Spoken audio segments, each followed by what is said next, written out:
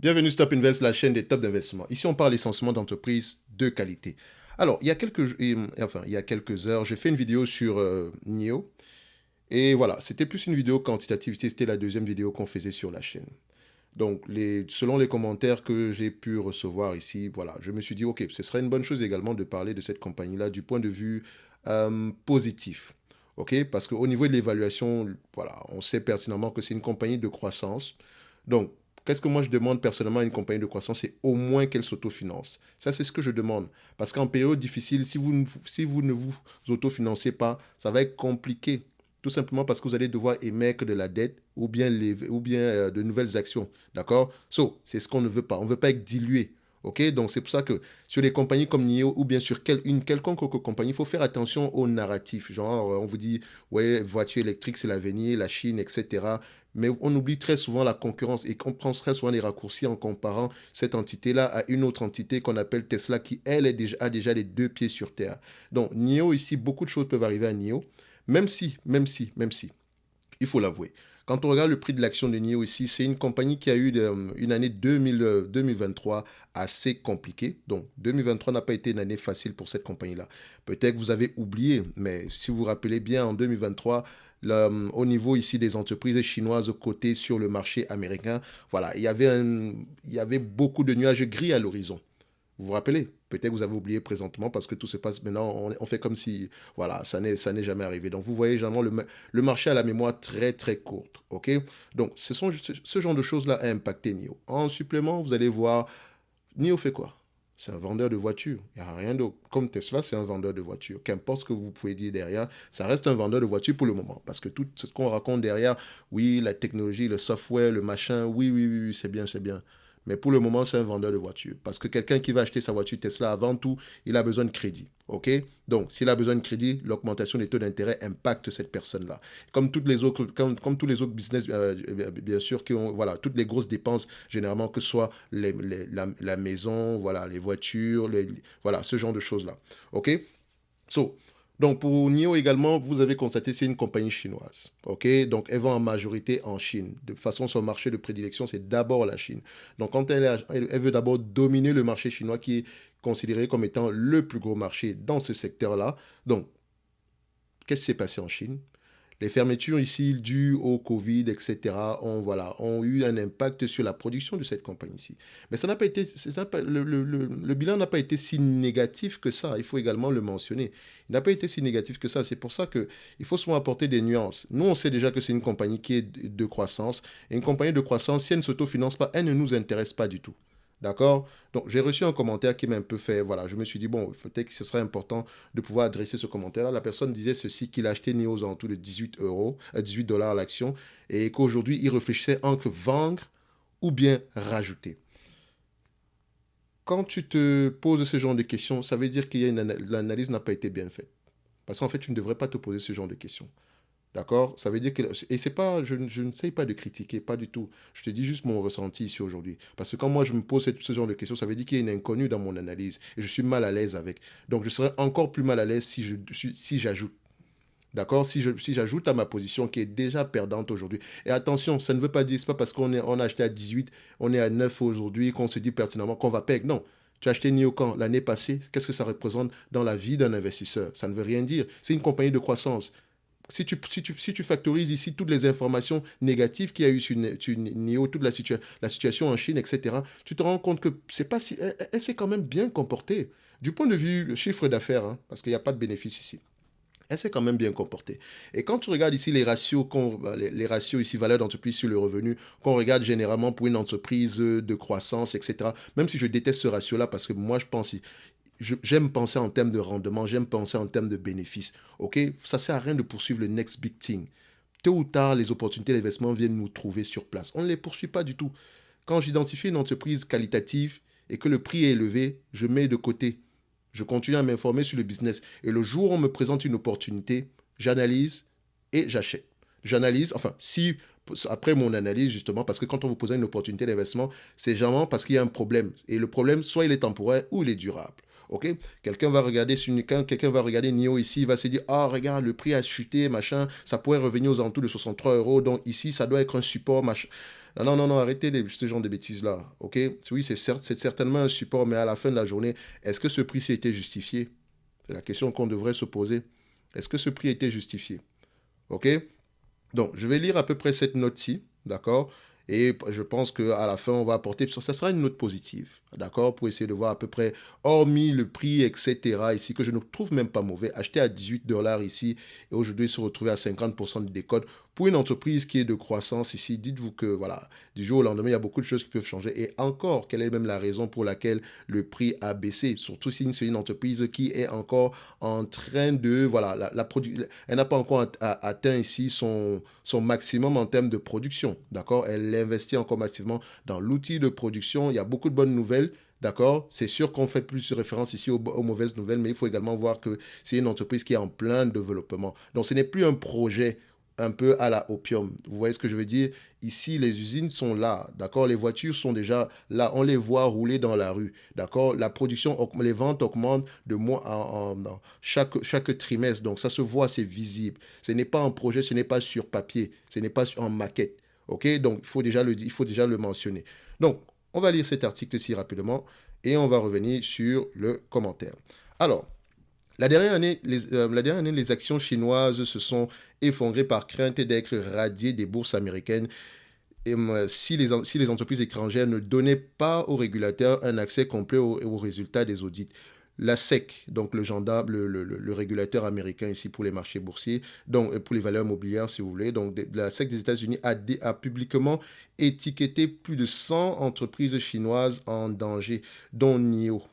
Le producteur de voitures électriques a rapidement lancé ses actions à Hong Kong et à Singapour pour se protéger contre le retrait de la cote aux États-Unis. La bonne nouvelle est qu'il y a finalement eu un déblocage dans le désaccord entre les États-Unis et la Chine. Les régulateurs américains ayant récemment déclaré qu'ils étaient en mesure de mener des inspections et des enquêtes complètes et approfondies sur les entreprises chinoises pour la première fois dans l'histoire.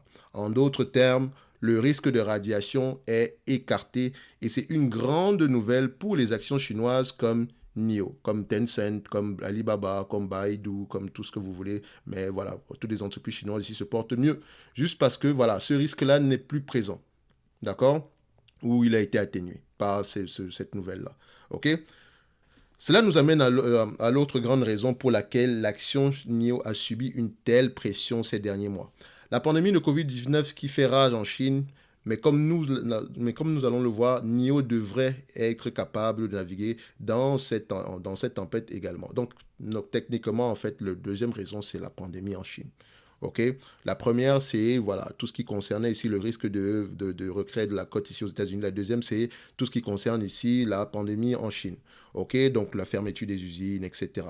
Donc, les fermetures forcées liées au Covid-19 ont contraint les principales régions de fabrication en Chine à fermer leurs portes à plusieurs reprises en 2022.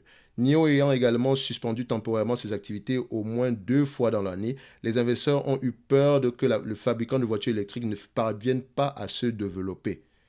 Donc, les livraisons mensuelles de NIO ont également fluctué en 2022 et la société a même fortement réduit ses prévisions de livraison pour le quatrième trimestre. Donc, quand on parle de quatrième trimestre ici 2022, après que l'assouplissement par la Chine de sa politique de zéro Covid ait déclenché une nouvelle vague de cas de coronavirus.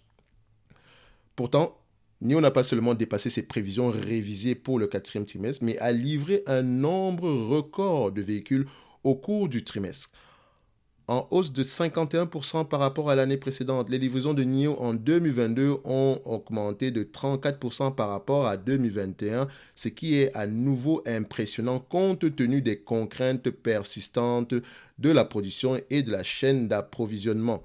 Donc, tout aussi important, NIO a maintenu ses plans de croissance en 2022 et a commencé à livrer 3 véhicules électriques sur sa plateforme technologique de deuxième génération NT 2.0. Quand on dit 3 véhicules, 3 modèles, d'accord? Donc les berlines ET7, ET5 et le SUV ES7. Je ne sais pas à quoi ça ressemble de toutes les façons. Donc, pour l'ET5 avec ses prix bas, change la donne. NIO a livré son premier ET5 le 30 septembre 2022 après que les précommandes aient dépassé les attentes. NIO a rapidement augmenté sa production et a vendu 7594 ET7 en décembre contre 221 en septembre. Donc, soit une évolution ici fulgurante et ça pourrait également être la même chose pour les mois à venir. L'ET5 a figuré sur la liste des 10 berlines haut de gamme les plus vendues en Chine en décembre 2022. Seuls 2 véhicules électriques, dont l'ET5 et l'ET7 de NIO, figurent sur cette liste, ce qui n'est pas mauvais non plus. Donc, même si le Covid-19 perturbe les opérations en Chine, NIO devrait se développer en 2023 comme elle l'a fait en 2022. Les objectifs de l'entreprise pour 2023 semblent prometteurs. Donc, il faut se dire ceci. Là, on reste encore en termes qualitatifs, etc. On a des preuves que, voilà, la production fonctionne bien, la demande est là, ok? Même si les revenus, même si les marges ne suivent pas encore, la demande est là. Et cette demande-là, quand on va atteindre ici le point mort, donc c'est-à-dire que quand nos coûts de production ici, quand on pourra commencer à assumer à l'interne nos coûts d'exploitation ici, sans toutefois avoir recours à de la dette supplémentaire aussi, ou bien sans brûler de cash, on sera à un niveau assez correct. Ok?